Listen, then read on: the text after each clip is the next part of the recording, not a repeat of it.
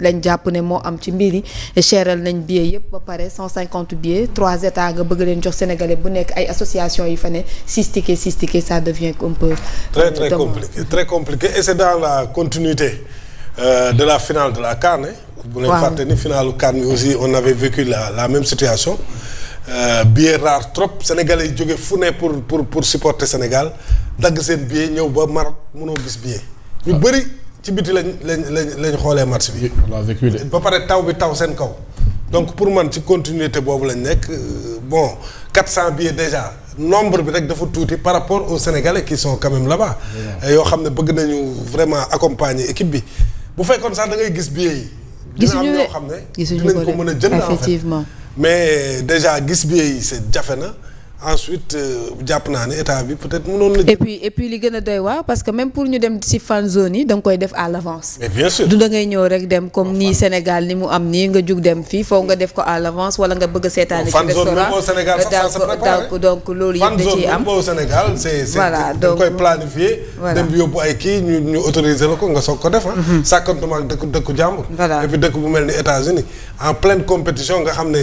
les questions de sécurité aussi sont essentielles parce que bu ñu fàtte ni le monde est en guerre aussi ñu ngi jouer coupe du monde mais en même temps il y a des guerres dans le monde donc sécurité maximale léegi nag je pense que affaire billet yi tamit war nañu xool daal nu ñu ko lijjantee pour man nag état bi aussi mënoon na jënd plus que 400 billets quand même plus que 400 billets. dafa tuuti parce que boo xoolee ñun li ñu daan yóbbu rek 12e gaynde bu demaan 12e gaynde ale Casa ak kii mais day ëpp lool kon kay waroon dañ li ñu daan jox 12e gaynde au moins bu ñu ko maintenir waruñu ko woon wàññi et je pense que loolu erreur boobu moo am léegi nag sénégalais yu bëri naruñu seetaan match bi on a vécu hier le match de la Côte d'Ivoire soo xoolee stade bi supporters Côte d'Ivoire yi c'est une poignée de supporters derrière leur banc stade bi yëpp waa Équateur la malheureusement c'est ce que Trump a fait.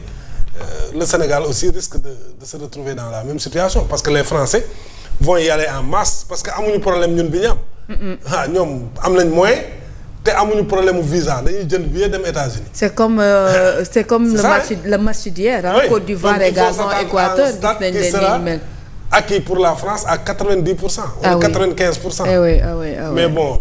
anyway xam naa ne booy ñoom loolu du leen du leen def dara ku mën a jouer ku mën a Maroc ak Maroc Congo ak Maroc waaw ku fa mën a jouer ba gagner ci condition yooyu je pense que demain le stade ne sera pas comme ça donc joueurs yi ñoom loolu ils sont déjà motivés mais quand même les autorités doivent à partir de ce match là quand même ñu xool nan la ñuy gën a peut-être yokkee bi s'il y a possibilité pour que Sénégalais yi aussi mën a accompagner parce que nos joueurs aussi ont l'habitude d'être accompagnés par le 12e gaynde loolu tam bu ñu ko fàtte parce que 12e gaynde moom fu mu nekk quand je dis 12e gaynde je confonds ale Casa et ñële waa lébu gi yëpp dans 12e gaynde fu ñu nekk bu ñu animé moom kenn du leen dominer waaw donc malheureusement nag demee xawma qu'est-ce qui sera fait sur place mais espérons que il y aura de l'animation et il y aura des Sénégalais qui vont supporter l'équipe et puis Inch'Allah que Dieu nous donne la victoire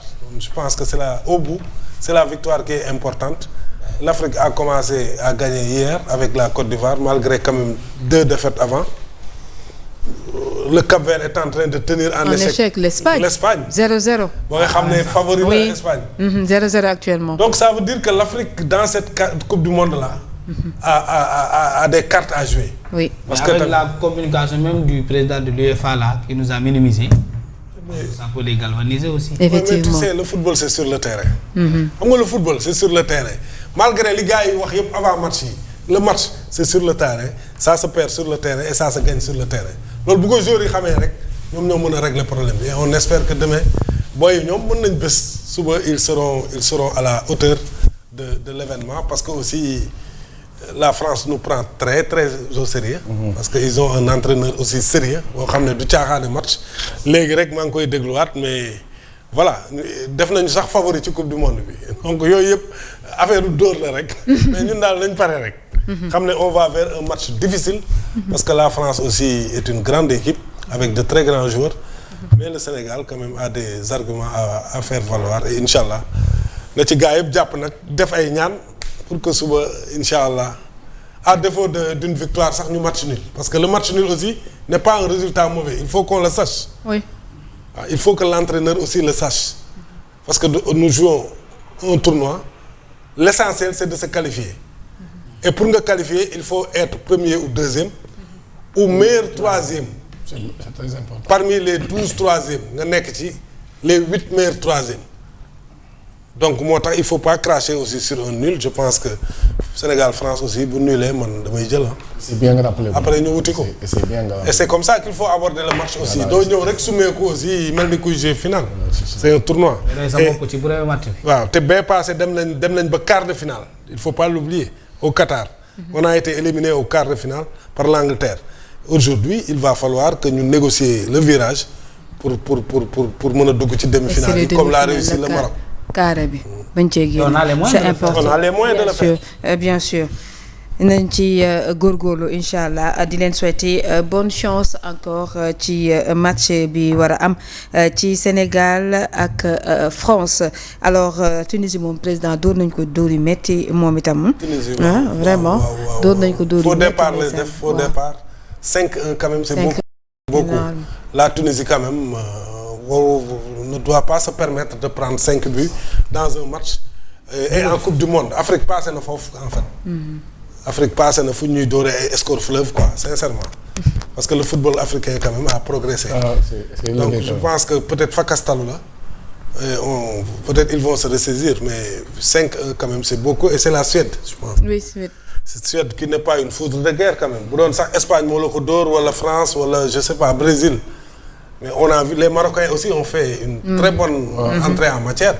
mënoon nañ gagner match bi sax. Effectivement mënoon nañu gagner match bi. Ils ont des regrets parce que mënoon na il y avait la place pour gagner. Je pense que aussi c'est là où les Africains aussi doivent progresser. match boo ko waree gagner aussi da nga koy gagner. Ça c'est très important. Côte d'Ivoire très costaud. Côte d'Ivoire très costaud.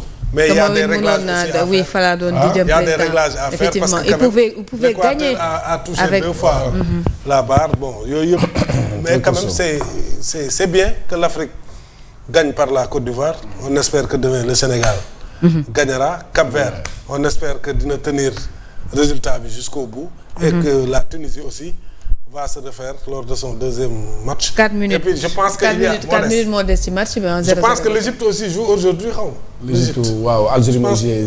Algérie wala Égypte. Algérie moo joué après demain. C'est ça defe naa l'Égypte va jouer tout à l'heure.